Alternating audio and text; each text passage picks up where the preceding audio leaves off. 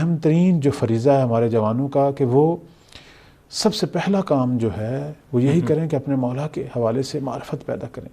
اور معرفت کی راہ یہی ہے علماء سے استفادہ کریں، ماہرین مہدویت سے استفادہ کریں، اس موضوع پر بکس کا مطالعہ کریں، اپنے مولا کے لیے دن میں کچھ ٹائم رکھیں کہ یہ ٹائم میرا جو ہے وہ اپنے مولا کے حوالے سے مطالعے پر ہے۔ ہم نے دنیا کی چند چیزیں حاصل کرنی ہوتی ہیں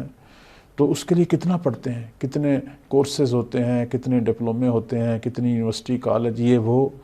تو جس چیز میں ہمارا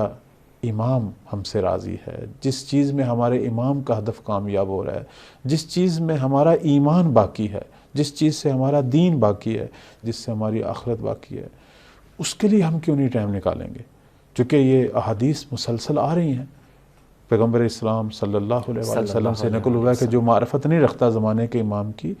وہ جاہلیت کی موت مرتا ہے، یعنی اس کی موت دین پر نہیں ہے۔ تو یہ معرفت اتنی اہم ہے کہ دنیا کے جو دوسرے کاموں کے لیے ہم اتنی کتابیں پڑھتے ہیں، امتحان دیتے ہیں، اتنے کورسز، یہ معرفت وہ اہم ترین معرفت ہے کہ جس پر ہمارا دینی تشخص قائم ہے۔ تو اس وقت جو ہے اہم ترین واجب، پہلا فریضہ جو ہے وہ یہ ہے کہ میں جس امام کی امت ہوں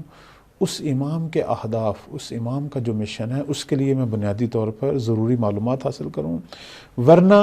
یہ معرفت اس اعتبار سے بھی اتنی اہم ہے کہ اس پر ہمارے باقی تمام اعمال کا بھی دار و مدار ہے، ورنہ کوئی عمل جو ہے وہ قبولیت کی منزل پر بھی نہیں پہنچے گا۔ اس حوالے سے تو ہم دیکھتے ہیں کہ مولا امام صادق علیہ السلام کے یہ فرامین ہیں، فرماتے ہیں کہ اللہ کسی کے عمل کو قبول نہیں کرتا مگر کب؟ جب وہ ہماری معرفت حاصل کرے۔ سبحان اللہ۔ یعنی ہماری معرفت حاصل ہوگی تو عمل جو ہے وہ قبولیت کی منزل پر پہنچے گا۔ تو سب سے پہلی جو چیز ہے میں اپنے جوان بھائیوں کو کہوں گا کہ اگر ہمیں اپنے امام سے محبت ہے، اگر ہمیں اپنے امام سے عشق ہے، اگر ہمارے اندر نصرت کا جذبہ ہے تو اس کا آغاز جو ہے وہ معرفت امام سے ہے، پہلا مرحلہ جو ہے وہ معرفت ہے۔ سبحان اللہ۔